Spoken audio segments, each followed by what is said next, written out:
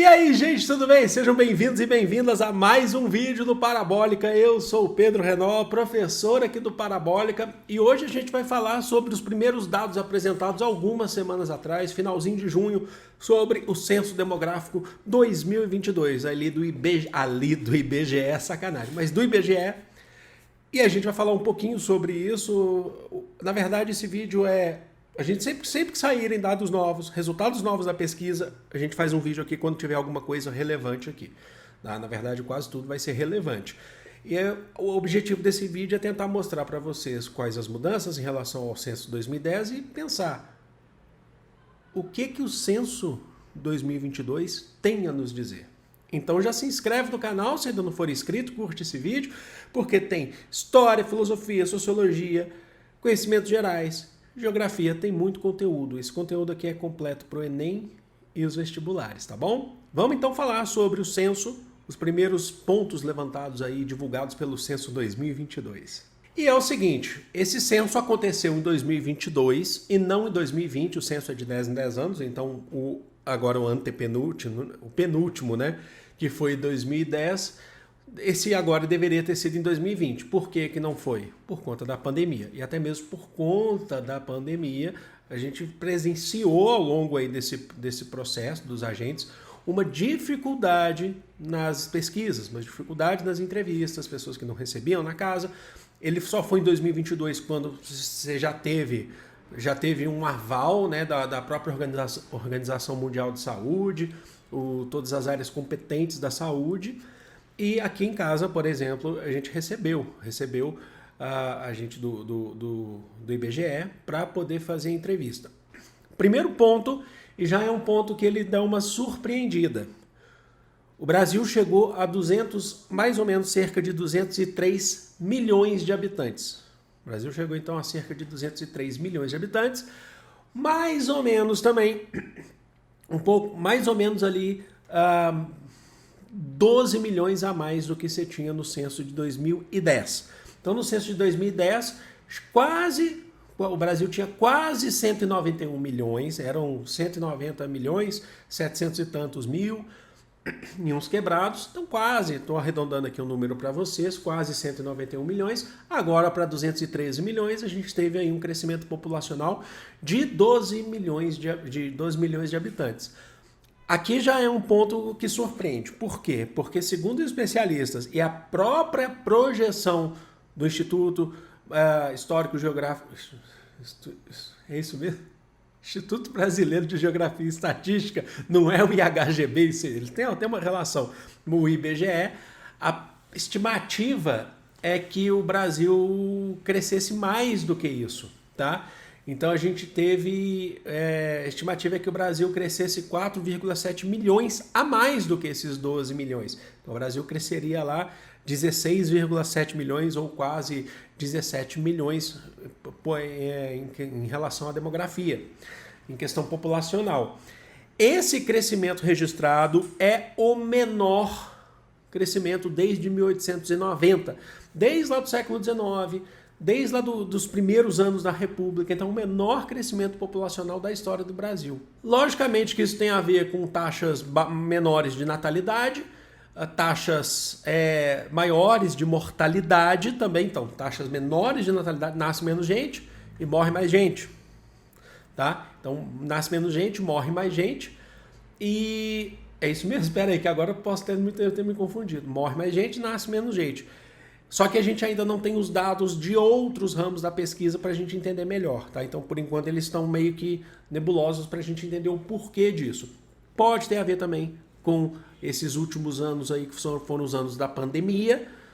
Pode ser isso também, a gente vai saber mais para frente. Um ponto importante sobre capitais. Dá para você pesquisar no site do IBGE, eu vou deixar a referência aqui para vocês na descrição. Dá para você pesquisar pela sua cidade.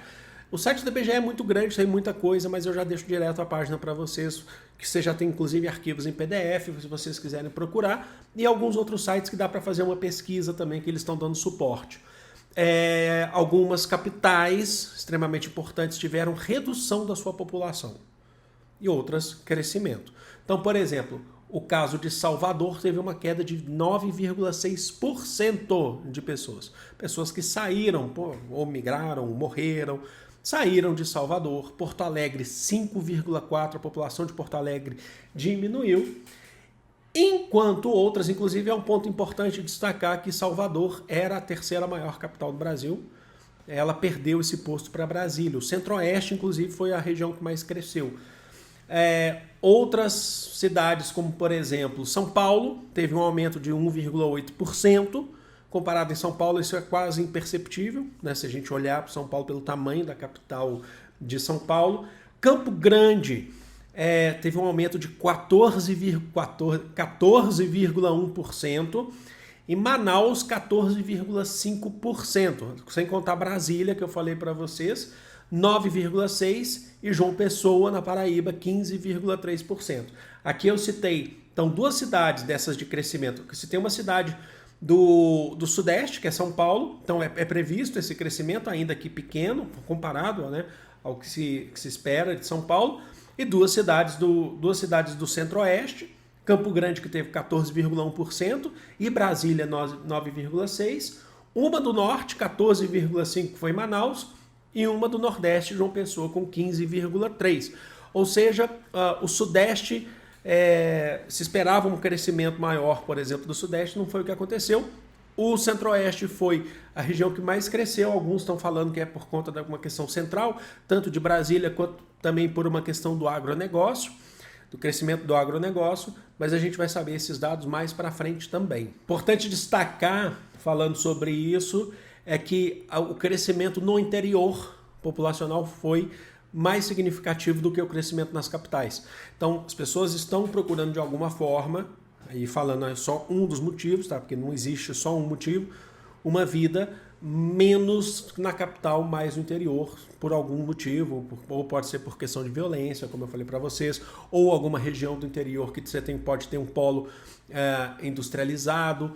Então tem todas essas questões, uma questão de emprego. Agora, um outro dado, que esse aí é um dado que ele segue ao longo dos anos, é o dado sobre a região sudeste, que continua sendo a maior densidade demográfica do Brasil. 41,78% da população brasileira está localizada no sudeste. Primeiro estado, São Paulo, depois Minas Gerais.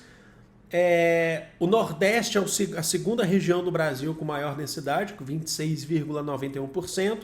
Vem depois o Sul, com 14,74%. A região Norte, com 8,54%. E o Centro-Oeste, que foi a que mais cresceu, mas ela ainda mantém o posto lá atrás, com 8,2% de densidade demográfica, populacional, na verdade. Esse dado ele é importante para a gente. Deixa eu tomar uma água, peraí. Opa! Só uma aguinha rapidinho. Esse dado é importante para mostrar para a gente um negócio que eu sempre falo aqui para vocês em aulas de história. Quem não vai se lembrar quando a gente fala do processo do êxodo rural na década de 50 e 60, quando a gente fala do desenvolvimentismo de Juscelino Kubitschek, os 50 anos em 5, o plano de metas, quando a gente fala assim que isso já foi questão de Enem, inclusive, acentuou as desigualdades regionais, porque você teve industrialização mais pesada na região sudeste do Brasil, enquanto que outras regiões não tiveram um significativo investimento. Então você acaba tendo esse êxodo, essa migração em massa no Brasil para o Sudeste. E aí o que a gente precisa entender? Olhando para o Sudeste, vendo ele sendo 41,78%, é onde está a maior parte da mão de obra no Brasil. Isso aqui a gente não está trabalhando com melhor ou pior, longe disso, mas acaba atenuando ainda mais. A gente mostra que há uma continuidade do processo de desigualdades regionais no país. Quando eu falo de desigualdades regionais, é em relação a investimento, é em relação aos olhos do poder, aos olhos do investimento, que olham mais para uma região onde se tem mais classe trabalhadora. Não que as outras não tenham, não é isso. Mas é onde se valorizam mais a questão da aplicação e a construção de empresas, por exemplo. Estou dando um recorte aqui, só um exemplo, tá bom? Então há um processo de continuidade. Um outro dado importante também, que aí acho que, se eu não me engano, é pela primeira vez na história dos censos demográficos, a porcentagem de pessoas por domicílio chega a ser menor do que 3%. Está em uma média de 2,79%. Significa que os casais brasileiros estão optando por ter um filho, basicamente. Então, se você tem ali uma porcentagem menor do que 3%, você tem famílias menores. Desde 2010 para cá, as famílias têm diminuído no Brasil. Porém, o número de domicílios aumentou, o número de pessoas com domicílios, o número de domicílios no Brasil subiu para 34%, cresceu, na verdade, 34%, né, que subiu para 34%. Cresceu 34% comparado a 2010. Isso também pode ter uma relação com os últimos anos, quando a gente for falar, por exemplo, da pandemia 2020, 2021, até 2022, quando foram feitas as pesquisas. Então isso pode ter uma relação, uma queda nesse número que baixou a média, tá bom? É interessante destacar isso. Bom, agora, outros dados a gente vai falando aqui sempre que for necessário, quando a gente for falar de questão indígena, quilombola, tudo isso sai no censo, tá? E acho que é sempre importante eu trazer aqui para vocês a informação. Acho que é sempre interessante trazer para vocês, que vocês podem ir construindo aí um pouquinho da imagem do que é o Brasil atualmente, e o censo do IBGE ele ajuda muito nisso, na questão da estatística, para a gente entender como que está sendo esse nosso Brasil. É para isso que serve o censo, para a gente estudar, para poder fazer políticas públicas. O censo ajuda nisso, tá? Então você olha para o censo e fala assim, poxa, políticas públicas, onde que a gente precisa atuar? Onde que você tem uma população mais carente? Como eu passei o dado para vocês da questão das desigualdades regionais. Compreenderam? Então é importante ter o censo, é importante responder. Espero que você tenha, a sua família tenha respondido a pesquisa do censo. Ela não é evasiva, não é nada disso, mas eu espero que todo mundo tenha colaborado. Sempre que sair dados novos, forem divulgados novos resultados, eu vou aqui passar para vocês. Espero que vocês tenham curtido, espero que vocês tenham gostado. Amo vocês de coração, um grande beijo. Fui!